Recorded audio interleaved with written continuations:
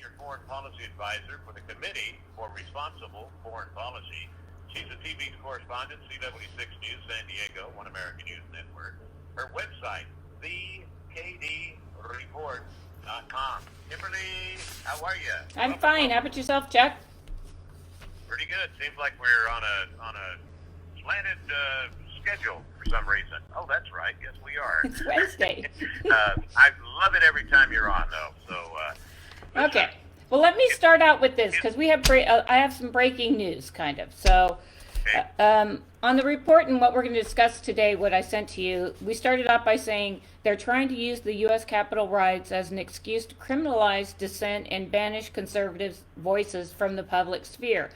And at the same time, they're hoping to use their temporary razor-thin majority in the Congress to rewrite rules governing our elections in a way designed to keep the Democrat Party entrenched in power forever.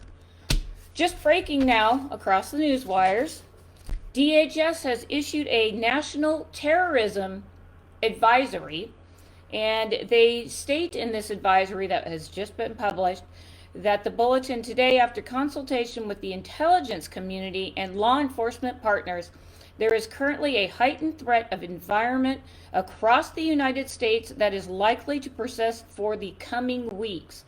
DHS does not have any information to indicate any specific or credible plot. However, violent riots have continued in recent days, and we must remain concerned that individuals frustrated with the exercise of the governmental authority and the presidential transition, as well as other perceived grievances and ideological causes fueled by false narratives, could continue to mobilize a broad range of ideologically motivated actors to incite or commit violence. This is not written about Antifa or BLM, my friends. This is written about Trump supporters. So there you go. They're saying violent riots occurring? Yes. I only heard of the ones up in Seattle, Tacoma, Yes. This was written for people, I think it's just another thing to kind of like squash people before to give them zero hope whatsoever moving forward. For them to say that the GOP and the 75 million people that voted for President Trump are, getting ready to hold massive riots against the government and that they're unhappy with the election results. They're not unhappy with the election results because Biden won necessarily. That's a part of it. They're unhappy that there has been no day in court for them to see that there was rampant fraud throughout this election. And then the very first, House bill is going to be coming out as H.R. 1, which will ensure that the elections that are going to take place in the future are going to use the exact same tools that they did in the 2020 elections, meaning harvesting ballots. Will never win again. Never. HR 1. And there's so many other things in HR 1 that doesn't necessarily have to do with the election, but for them to put this out there is the very first thing that they're going to go after.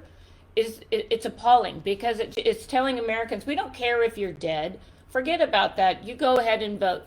And in there, in one of another caveat on illegal votes, well, if you get caught and you weren't allowed to vote because you were maybe an illegal alien in the country, there's going to be no punishment for you whatsoever. There's no jail time, no fine, no nothing. They stipulate that.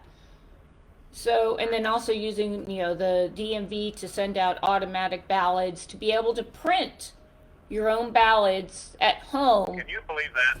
Print your own ballot at home? Does it say how many how many copies you can make? Yeah, I mean, depends on how fast your printer is, I suppose. The things they're looking at in this bill and that the audacity that they have here is ridiculous. The only thing that will slow this up, and we do know, especially since Texas has been really good about going after the government when it comes to immigration issues, and they won a big case yesterday that the executive order that Biden signed saying the moratorium on deportations was put on hold because the judge just read them the Riot Act. You have to follow the law, in essence. But this will be the only thing that slows HR 1 down, because when they have the House, the Senate, and the White House, there's not a lot that the Republicans can do here. But the one thing they can do is they can go after these, unconstitutional acts by, going after it in lawsuits in court and have it go all the way up to the Supreme Court to slow it down. And that takes time. It could take years, and then you could get the Republicans could win 2020. They could take back the House or something, but that's really the only thing.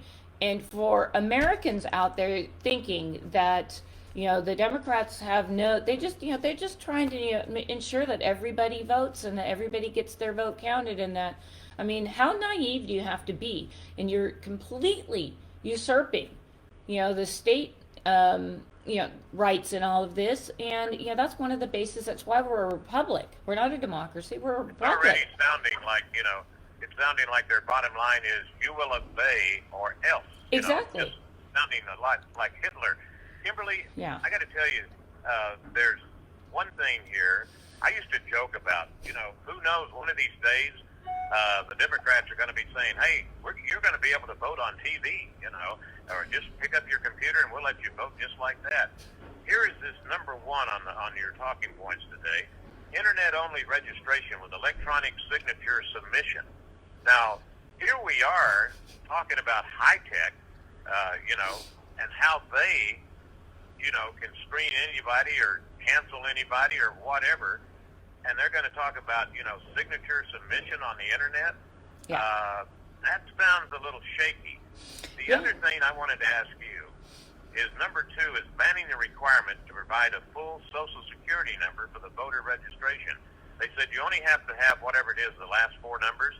Yeah. What is it about the beginning? Does it tell you what state you're in? Is that a sort of an indication? I don't think so. No, it's not. It's an it's an ETN number, because if you're a green card holder and you need to work, and usually in the United States when you apply for a job, the first thing they ask you is for your Social Security number. Well, if you're in the country illegally, you don't have one of those, and if you're a green card holder, you have an ETN number, and that's the number that they're referring to here. So they can write down these ETN numbers. It doesn't designate by state or anything. It's just designation on your legal status in the country. Okay, so that's another little slippy thing they got. Then they've got the National Voter Registration. Thank you, California, figuring out how you can get more votes besides harvesting. Always a So template. now it's going to be nationwide. Yeah. Yeah, nationwide. And again, this is people that are going to be receiving ballots that did not ask for them. And this is something that we saw, and they used the COVID pandemic as an excuse for just mailing out massive amounts of these ballots. But who actually gets them? I mean, people move every day from their addresses. People scatter, they leave states. This would leave open the opportunity for the same person voting 50 times, or maybe 52 if we get Puerto Rico and DC, which is also in this bill, to become states in this bill. So those things can happen. Right. Now then, the other one, number 5 on the list. Number 4. And before I even read this one, listener, I want you to just think about, you ever watch these man on the street interviews? They go out and they talk to these college kids. All right? These are college kids, right? And I guess the average age of a college kid is at least 19. When you think, Kimberly, 19 or 20? 18, anyway. 19, yeah. But here it is. Yeah. 16-year-olds required to be registered to vote. 16 years old. Yep. And they're trying to say 18, but anywhere from 16 to 18. I mean, just watch the man on the street interviews and find out how much they've really learned in school. Yeah, well, and just look at all the public schools in which what they actually are not teaching these kids. It's pretty embarrassing. If you're someone who gets hit on these, man of the street, interview type things, and you're from, say China, and you're looking to see how dumb these people are, you're like, we're gonna have no trouble. We can go over and do whatever we want over there. Do not worry about it, folks, because these people are not all that bright. So as we know that the left really controls, K through 12 as well as colleges across the country. So whatever they're teaching or not teaching these children, this is how they're growing up. And by the time of 18, or 16 if they're able to, get a hold of ballots. I mean, these kids can't even like buy a beer. Yeah, and we want to give them the right to vote. I mean, why not just get rid of parents don't need to be around, and 16 will be the new legal age. Boy. That's what they're doing. Nationwide same-day registration, and they don't mention how many times you can register. I guess. Yeah, they left that one out. That was pretty obvious. Yeah. As many as you can print. Let's get to this. Yeah. Number 6 is grants. $25 million for using minors in election activities. What in the world is all that about? Well, the grants, what they want to do is they want to get to these 16-year-olds, and they want to provide grants primarily so educators can inform these students who want to become involved in this operation, this voting process. Maybe put it on their college applications as a thumbs up that they did something of community service of sorts. So they get all of this money out there. It doesn't go to students. It doesn't really go to voters. It's going to go to promote the activities of the school educators and the Democrats. And obviously they're not going to say, hey, there are two sides to a story. They're going to say, hey, here's the right side and you need to turn your parents in. That's what we're going to see with this. Wow. All right. Now then, you hear about non-resident voting, and it especially happened really big time in Nevada. All right. Yep. So here on the Dems H.R. 1, they want to prohibit attempts to clean voter rolls of non-residents. Prohibiting attempts to clean the voter rolls. Yeah. Now that's like we don't care what we say, just read it and live with it, right? I mean, it seems like they would have hidden it somehow. Yeah. Kinder words. Yeah, I mean, it's just, this is what Florida did so well.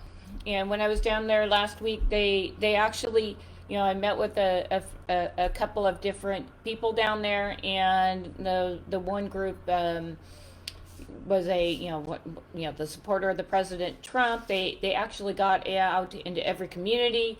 They got people to the polls. They ensured that there was a Republican and Democrat when it came to counting. They were throwing out, signatures that didn't match, and they weren't accepting any late ballots. And you had a date certain for the mail-in thing.